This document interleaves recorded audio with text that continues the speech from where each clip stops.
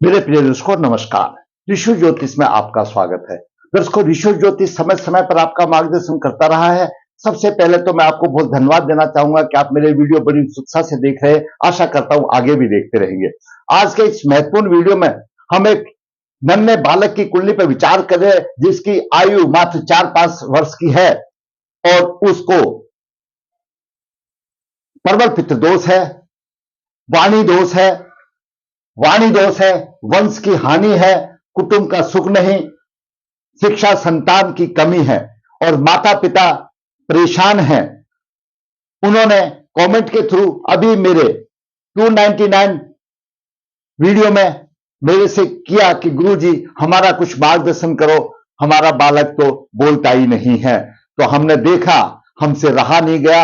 हमने सोचा कि बाद में बाकियों का नंबर तो बाद में लगाएंगे, उस माता पिता की कुछ परेशानियां हम दूर कर सकते हैं तो करें। दर्शकों, लगन आपका कोई भी हो, कोई भी लगन होने दो, यह द्वितीय भाव धन का भी भाव है, वाणी का भी भाव है, कुटुंब का भी भाव है और हमारे दाहिने आंख का भी भाव है। बहुत चीजों से यह भाव संबंध रखता है और जन्म कुंडली में यह द्वितीय भाव, इसका अत्यंत महत्व इसलिए अधिक हो गया कि क्योंकि आज अर्थ प्रधान युग है। अर्थ, जिसके पास अर्थ है तो उसका जीवन भी शुभ हो जाता है। धन की समस्या अमीर होने दो, गरीब होने दो, सबकी ही तकरीबन होती है और दोनों के लिए समान है। उनका खर्चा, उनका रहन सहन उसी औसत में अधिक हो जाता है और आज मानवता तो पीछे पिछड़ गई है, लेकिन बिना अर्थ के जीवन व्यर्थ हो जाता है और कुछ भी सार्थक नहीं हो सकता जीवन में। जबकि धन तो चाहिए, परिवार भी चाहिए, कुटुंब भी चाहिए, ये सारी चीजें। परंतु द्वितीय भाव मात्र धन का ही नहीं है, यह भाव वाणी का भी भाव है, दाहिनी आंख का भी भाव है, गायन विद्या आदि का भी भाव है, सामाजिकता भी है और सत्य असत्य भाषण का भी भाव द्वितीय भाव है। और स्त्री की मृत्यु का भी तो स्त्री भाव से अष्टम भाव हो जाता है। जीवन साथी की या स्त्री की मृत्यु का भी भाव यह माना जाता है। स्वर दोष इसी भाव से उत्पन्न होते हैं। चाहे लगन कोई भी होने दो, लगन कोई भी होने दो और आपका ये द्वितीय भाव है। अगर द्वितीय भाव पीड़ित है तो आपको धन की समस्या आएगी और कुटुंब की समस्या आएगी और वाणी की समस्या आएगी और दाहिने आंख की समस्या आएगी। अगर द्वितीय भाव में थोड़ा प्रभाव है तो थोड़ी सी वाणी दोष हो जाता है। जितना प्रभाव बढ़ जाता है उतना अधिक हो जाता है। फिर भी इसके कई मुख्य बिंदु हैं, उन पर विचार करेंगे। द्वितीय भाव में पाप ग्रह और क्रूर ग्रह हो, द्वितीय भाव पाप ग्रह से प्रभावित हो और क्रूर ग्रह हो। दूसरा, द्वितीय भाव का स्वामी पर पाप ग्रह हो, द्वितीय भाव का स्वामी पर पाप ग्रह हो। पंचम भाव और भावेश की स्थिति, क्योंकि पंचम भाव भी बुद्धि विकार का भाव है, उसकी भी भाव की स्थिति जरूरी है। सबसे महत्वपूर्ण इंपोर्टेंट है मेरे दर्शकों, बुध वाणी का कारक है, बुध ग्रह वाणी का कारक है और गुरु द्वितीय भाव का कारक है। तो दोनों की अच्छी स्थिति अच्छी भाषण की योग्यता बना देती है और दोनों की अगर अशुभ स्थिति हो तो वाणी दोष आ जाता है। यह निर्भर करता है कि क्या ग्रहों का प्रभाव है, किस तरह से है। आगे बात करते हैं चंद्रमा। लगन तो शरीर है और चंद्रमा मन है। अगर चंद्रमा भी पीड़ित होता है, द्वितीय भाव में हो या अष्टम भाव में हो, तो वह भी वाणी विकार का कारक बन जाता है। तो चंद्रमा, बुध और गुरु और द्वितीय भाव का स्वामी, इनका मुख्य तौर से इसमें रोल होता है, जो वाणी का है या धन का, इसके बारे में। लगन और लग्नेश की स्थिति, भाई लगन और लग्नेश की स्थिति तो पहले चाहिए। तो सबसे पहले जहां पर भी किसी भी बच्चे की वाणी के व्यवहार है तो उसको दसम भाव को देखिए। दसम भाव के साथ साथ उस पर किस ग्रह का प्रभाव है। तो वाणी का कारक जैसे मैंने बताया बुध है और अगर चंद्रमा भी अगर अष्टम भाव में चला जाता है, क्योंकि जितने से इसमें पीड़ित हो जाता है तो प्रबल दोष हो जाता है। और ये निर्भर करता है आपके दसम भाव में और क्या क्या प्रभाव है। तो वही अध्ययन आज हम करेंगे। हमसे रहा नहीं गया, हालांकि 299 एपिसोड मेरा 2 दिन पहले ही हुआ है। हमने सोचा अपने मन का बोझ अपने दर्शकों को मार्गदर्शन में डाल देते हैं, ताकि आगे और वीडियो हमारे बड़ी शांति से बन सके। हमारे भी मन में महसूस हुआ, क्योंकि दर्शकों, हम जो भी अपना कर्म लेकर के आते हैं पूर्व जन्म के कर्मों के आधार पर मिलती है। बालक की कुंडली देखने से पहले उसके माता पिता की कुंडली देखना अनिवार्य है, क्योंकि उनकी कुंडली में भी इस प्रकार के बालक का योग होगा, इस प्रकार की संतान का योग होगा। तो अगर संतान आपकी योग नहीं है, अयोग है, तो आप ये मान के चलिए पूर्व जन्म का कोई कर अदा करने के लिए आपका बच्चा पैदा हुआ है। तो पहले माता पिता की कुंडली का अध्ययन करना, और अगर दोष की बात आती है तो उनका भी निवारण करना पड़ेगा, क्योंकि एक माता पिता ऐसा योग अपनी कुंडली में लेके आए हैं तो उसको इस तरह का बच्चा मिलेगा, और जो कि उससे परेशानी होगी, तो अपने योग को भी पहले ठीक करना पड़ेगा। ये बिल्कुल एक शास्त्र सम्मत बात है। तो दर्शकों, आगे बढ़ते हैं, हम विचार करते हैं बालक की कुंडली क्या कहती है। आज का है वंश हानि, धन की हानि, कुटुंब का सुख नहीं, शिक्षा संतान की हानि, प्रबल वाणी दोष, नेत्र रोग और व्यवसाय की हानि। नन्हे बालक का जन्म 19 जून 2019 को हुआ, कृष्ण पक्ष 2 नक्षत्र पूर्व रात 3 बुधवार को हुआ। जन्म के समय पर वृषभ लगन उदय हुआ, 23 डिग्री लगन के हैं।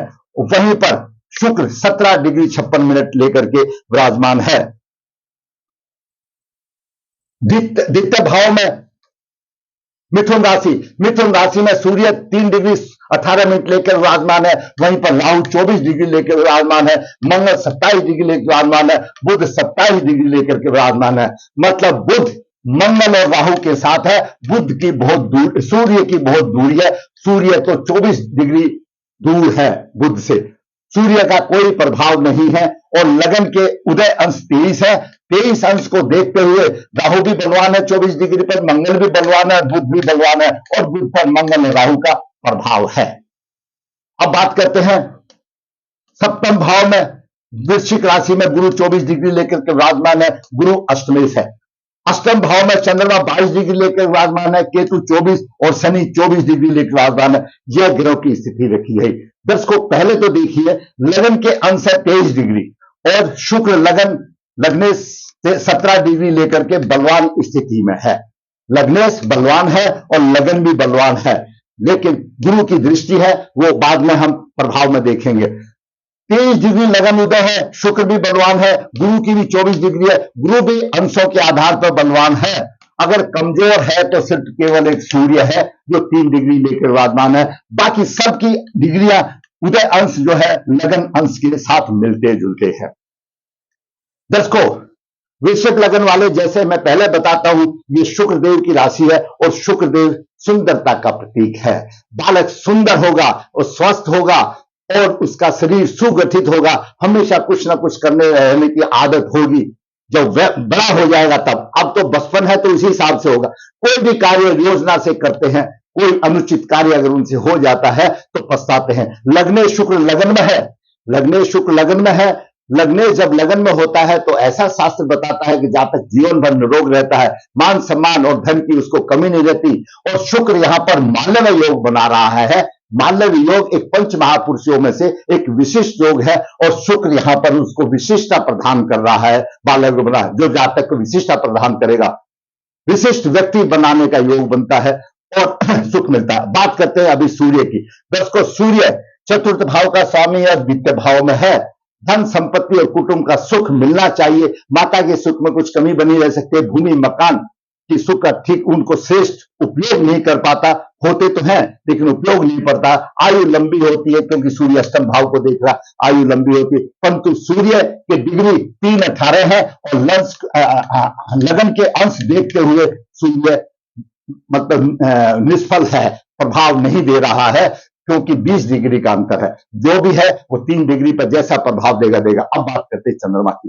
दर्शकों, चंद्रमा पराक्रम भाव का स्वामी और अष्टम भाव में, अष्टम भाव में चंद्रमा कमजोर हो जाता है। अष्टम भाव में चंद्रमा कमजोर हो जाता है, 22 डिग्री लेकर के विराजमान है चंद्रमा। पराक्रम का भाव का स्वामी यहां पर कमजोर हो गया, भाई बहन का किसी प्रकार का सुख नहीं।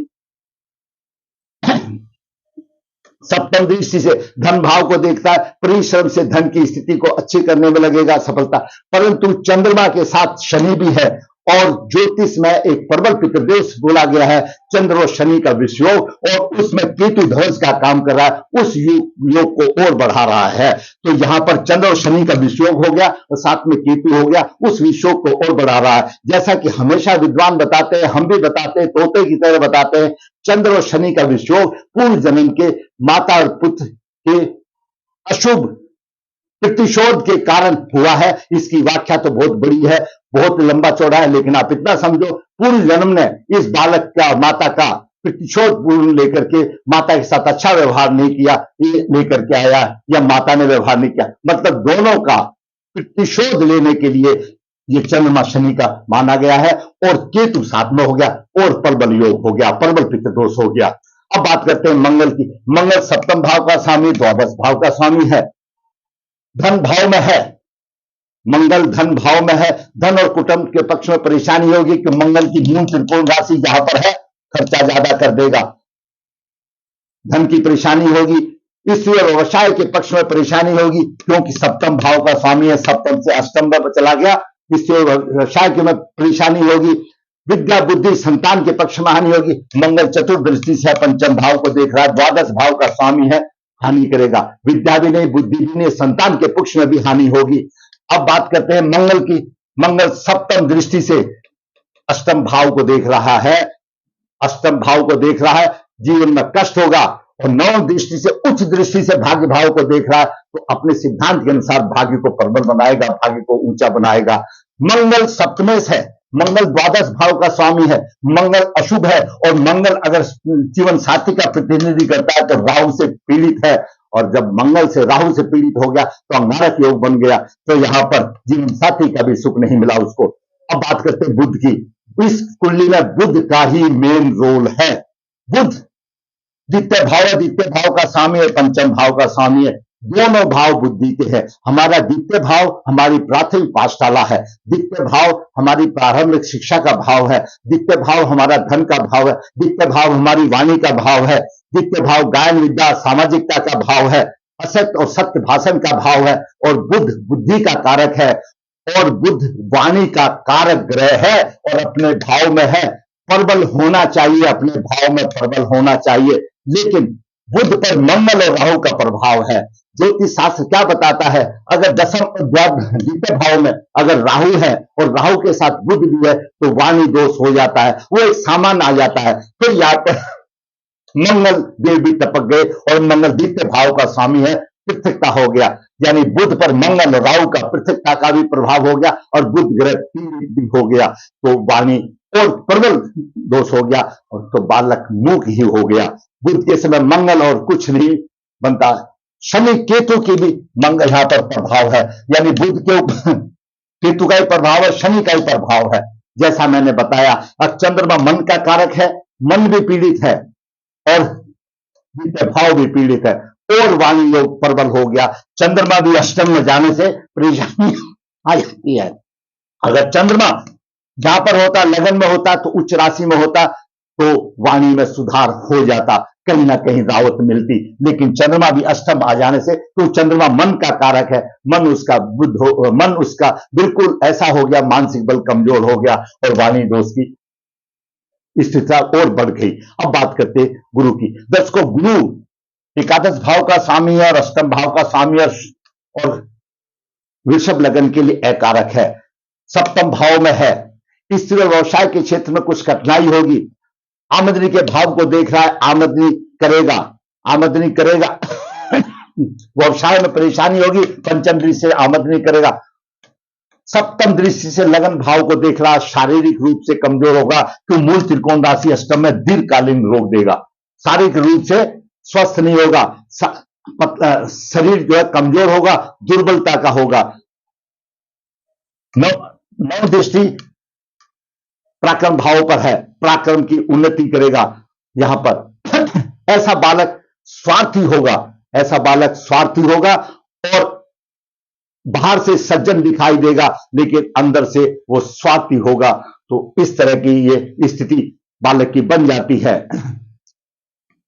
अब बात करते हैं शनि की। दर्शकों, शनि नवम भाव का स्वामी, दसम भाव का स्वामी और अष्टम भाव में है।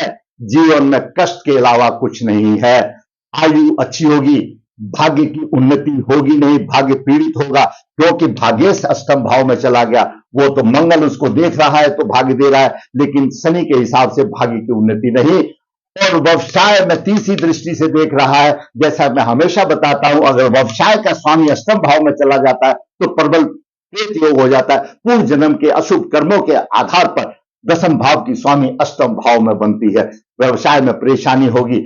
शनि सप्तम दृष्टि से द्वितीय भाव को देख रहा है, प्रयत्नशील रहेगा, धन वृद्धि के लिए प्रयत्नशील रहेगा। और दसम दृष्टि से शिक्षा के भाव को देख रहा है, संतान शिक्षा में परेशानी आएगी। अब बात करते हैं राहु की। दर्शकों, राहु द्वितीय भाव में है। धन और कुटुंब का सहयोग प्राप्ति के लिए संघर्ष रहेगा। राहु के साथ बुध है तो वाणी दोष अपने आप माना जाता है। चाहे आपके लगन की कोई भी कुंडली हो, जहां पर अगर बुध और राहु होंगे तो वाणी में किसी प्रकार का दोष होगा। जहां पर चंद्रमा होगा, चंद्रमा के साथ राहु केतु भी होगा तो भी वाणी दोष होगा और उसके ऊपर पाप प्रभाव बढ़ जाएगा। तो उसी तरह से वाणी दोष की बलवंता और आगे बढ़ जाएगी। पंचम दृष्टि से राहु छठे भाव को देख रहा है, दुश्मनों का शमन करेगा। सप्तम दृष्टि से कष्ट का भाव बन रहा है, जहां पर सब चंद्रमा, शनि, राहु, केतु के चक्कर में सारे ही तो पीड़ित हो गए। और नवम दृष्टि से यहां पर व्यवसाय के भाव को देख रहा है, व्यवसाय में हानि का योग बनेगा। अब बात करते हैं केतु की। केतु दर्शकों अष्टम भाव में है। कठिन परिश्रम, परेशानी का सामना, धन की हानि, परिवार का सुख नहीं और सुख की हानि। तो केतु भी ऐसा ही हो गया, सभी प्रकार के सुख की हानि होगी, खर्च अधिक हो गया। ये कुंडली का विश्लेषण रहा। अभी दर्शकों देखिए, द्वितीय भाव में पाप ग्रह गुरु ग्रह, द्वितीय भाव में पाप ग्रह है। बुध के ऊपर मंगल राहु का प्रभाव है। मंगल द्वादश भाव का भी स्वामी है। मैंने हमेशा बताता हूं कि द्वादश भाव का स्वामी सूर्य, शनि, राहु और राहु अधिष्ठ राशि का स्वामी, जिसमें अकेला राहु हो, ये पांच ग्रह, इनमें से 2 या 3 का अशुभ प्रभाव जहां पर होगा वह उससे पृथक कर देगा। तो यहां पर शनि का शुभ प्रभाव माना जाएगा, क्योंकि शनि भाग्येश है और मिथुन राशि है और बुध शनि का मित्र है। लेकिन मंगल और राहु का यहां पर प्रभाव हो जाना पृथकता का प्रतीक हो गया। और शनि कुछ नहीं कर सकता, क्योंकि मंगल शनि से बलवान है, बलवंता है, उसकी कुर्सी सेनापति की है और मंगल सेवक है। दूसरी तरफ शनि पर, चंद्रमा पर केतु का प्रभाव हो गया। शनि की युति होगी, चंद्र और केतु, चंद्रमा और शनि का विषयोग होगा और केतु ध्वंस का काम करता है। यहां पर यह योग भी प्रबल आ गया, ये योग भी प्रबल हो गया। इसकी भी सप्तम दृष्टि इस योग के ऊपर है और इसकी भी इस योग के ऊपर है। जातक का द्वितीय भाव भी पीड़ित हो गया और अष्टम भाव भी पीड़ित हो गया। और गुरु अष्टम भाव का स्वामी है, लगन दे तो रहा है लेकिन वो उसको कमजोर बना रहा है, दीर्घकालीन योग बना रहा है। द्वितीय भाव पर पाप ग्रह प्रभाव, द्वितीय भाव का स्वामी पर पाप ग्रह प्रभाव, द्वितीय भाव प्रभाव, द्वितीय भाव का स्वामी पर मंगल राहु का प्रभाव। पंचम भाव और भावेश की स्थिति, पंचम भाव खुद स्वयं बुद्धि है, वो भी पीड़ित हो गया, मतलब उसकी बुद्धि भी खत्म हो गई। अब बात करते हैं, बुध वाणी का कारक है, गुरु द्वितीय भाव का कारक है। गुरु बुध वाणी का कारक है और गुरु द्वितीय भाव का कारक है। तो बुध पीड़ित हो गया, लेकिन गुरु पीड़ित नहीं है। गुरु और लग्नेश आपस में बैठे हुए हैं। बेशक नवम भाव का, अष्टम भाव का स्वामी है गुरु, लेकिन गुरु पीड़ित नहीं है, कारक ग्रह पीड़ित नहीं है और लग्नेश पीड़ित नहीं है। यहां पर लगन पीड़ित नहीं है, ये बचाव हो रहा है। वो ठीक है, गुरु अपने योग देगा लेकिन वाणी से संबंध नहीं, और लगन को देख रहा है, शुक्र को देख रहा है, आमने सामने है। ये इतना अशुभ योग नहीं बनता, अशुभ है लेकिन इतना नहीं बनता। चंद्रमा की स्थिति, चंद्रमा मन का कारक है। लगन तो लगन हमारा शरीर है और चंद्रमा मन है, तो मन उसको बोलने नहीं दे रहा। चंद्रमा भी पीड़ित है, चंद्रमा भी पीड़ित हो गया और लग्नेश की स्थिति ऐसी, ये ग्रह की स्थिति रही। 10 को मैंने जैसे पहले भी बताया कि हमारे पूर्व जन्म के कर्मों के आधार पर हमको संतान मिलती है। जो पिछले जन्म का कोई कर्ज बाकी है तो उसको पूरा करने के लिए संतान आती है। अगर आपने पिछले जन्म में किसी गाय की सेवा की है तो वो गाय पुत्र रूप में लेकर के सरल कुमार बन करके आएगी। ये पूर्व जन्म के कर्मों का खेल है। उसका उपाय करने से पहले जब तक जिसका पुत्र है वो माँ बाप अपनी कुंडली का अवलोकन कराए, अवलोकन करा करके अपने दोष को भी निवारण करे, क्योंकि उनकी नसीब में, उनकी तकदीर में ऐसा बालक पैदा हुआ लिखा हुआ है। अब बालक के दोष की शांति कराने के लिए बात मान लिया चल जाओगे, लेकिन उनका जब तक वो अपने कर्मों का प्रायश्चित नहीं करेंगे तो कैसे होगा, क्योंकि हम एक दूसरे के साथ जुटे हुए हैं। तो माता पिता के भी अवलोकन करने के बाद किसी शांति के नतीजे पर पहुंचे। मैंने अपने कमेंट्स बॉक्स में उनको लिखा है माता कि ये बालक माता पिता की कौन सी संतान है, पहली या दूसरी है उनका, लेकिन उन्होंने कोई जवाब नहीं दिया। लेकिन मेरे मन में यह था कि मैं उनका मार्गदर्शन करके अपना एक कर्तव्य करूं, भगवान फल उनको देगा। तो माता पिता के भी अवलोकन करके उनको करना चाहिए। दर्शकों, बालक नारायण बलि श्राद्ध करे, पितृदोष का प्रायश्चित करे, लेकिन 4-5 साल का बालक कैसे कर पाएगा, ये एक समस्या है। कोई समस्या नहीं है। बालक की माता गोदी में लेकर के नारायण बलि श्राद्ध करे, उसका भी होगा और बालकों के भी दोष का भी होगा। आप करके तो देखो। उसके साथ साथ मंगल राहु अंगारक योग की शांति करे, बुध राहु की गर्त योग की शांति करे, चंद्रमा केतु की शांति करे, चंद्रमा शनि के विषयोग की शांति करे, माता गोदी में बैठा के करे, उसके अपने दोषों की भी करे और बच्चे के भी करे, साथ में उसका पिता अपने दोषों की करे। उसके बाद करने के बाद अगर हम लाल किताब यह कहती है कि अगर हम बुध को यहां से लेकर के यहां ले आते हैं, बुध मान लो द्वितीय भाव में नहीं है, यहां पर आ गया, और चंद्रमा को उठा करके भी यहां से ले आते हैं, यहां चंद्रमा लिख दिया मैंने। अगर लाल किताब ये कहती है चंद्रमा यहां होने से उच्च राशि का चंद्रमा हो जाएगा, आप जस्ट थोड़ी सी देर के लिए कल्पना कीजिए, और बुध यहां होने से शुक्र और बुध का मेल हो जाएगा, पंचम और लग्नेश का साथ हो जाएगा, और ये पाप प्रभाव से बचेगा। लेकिन बचेगा तब जब पहले उसकी शांति और उससे प्रायश्चित कर लोगे, तभी होगा। तो जहां तक चंद्रमा बुध का और लग्नेश का और भागेश का ये 4 रत्न धारण करे, गले में धारण करे, तो जब तक का शनि भी यहां आ जाएगा। बचाव करेगा, क्यों? शनि भागेश है, प्रबल कारक है शनि वृश्चिक लग्न के लिए। भाग्यवती लॉकेट में कौन सा आता है? लग्नेश का, पंचमेश का और नवेश का। तो यह बालक तीनों का कर सकता है। और दर्शकों, आपकी कुंडली कोई भी लगन की होने दो, अगर आपके चंद्रमा पर राहु केतु का प्रभाव है, चंद्रमा कहीं पर भी है, चंद्रमा शीतल रहे, आप चंद्रमा का रत्न धारण कर सकते हैं, वो आपको नुकसान नहीं देगा। लेकिन बिना सोचे समझे, बिना कुंडली का विश्लेषण किए आपने अगर गुरु ग्रह का रत्न धारण कर लिया या गुरु का भी रत्न धारण कर लिया, वो अशुभ स्थान का है, तो गुरु भी शुगर की बीमारी दे देगा। लेकिन चंद्रमा एक ऐसा है, अगर अशुभ स्थान का भी होगा, मान लिया किसी की कुंडली में चंद्रमा, यहां चंद्रमा 6ठे भाव का स्वामी है और रोगेश है, कहीं पर भी होगा, तो चंद्रमा 6ठे भाव का स्वामी होगा तो समझो कुंभ लगन आ जाएगा। 11, 12, 1, 2, 3, 4। अगर चंद्रमा कहीं पर भी होगा तो वह 2.5 दिन, 2.25 दिन एक राशि पर रहता है। ऐसा आदमी क्या बोलेगा? आज सिर में दर्द है, आज कमर में दर्द है, आज यहां दर्द है, चलायमान हो जाता है। और चंद्रमा का रत्न पहनना एक शास्त्र सम्मत है। आपका चंद्रमा अगर राहु केतु से पीड़ित है, आप पहन लीजिए, कुछ नहीं होने वाला। ये उपाय कीजिए, अवश्य लाभ मिलेगा।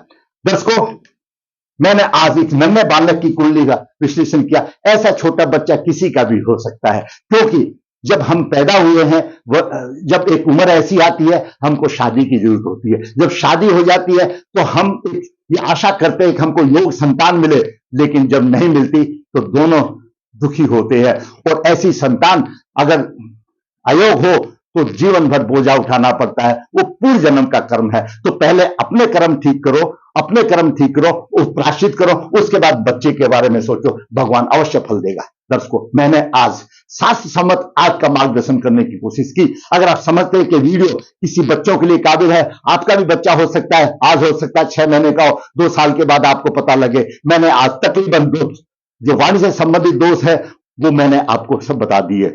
ऐसा जातक अगर ये दोष ठीक नहीं होता तो परिवार से उसकी उपेक्षा की जाती है, उसको कोई सम्मान नहीं मिलता, तो यहां पर परिवार से उसका एक किस्म से कोई नाता खत्म हो जाता है कि कौन पूछेगा, अब इसको तो कुछ आता ही नहीं, उसकी उपेक्षा हो जाती है।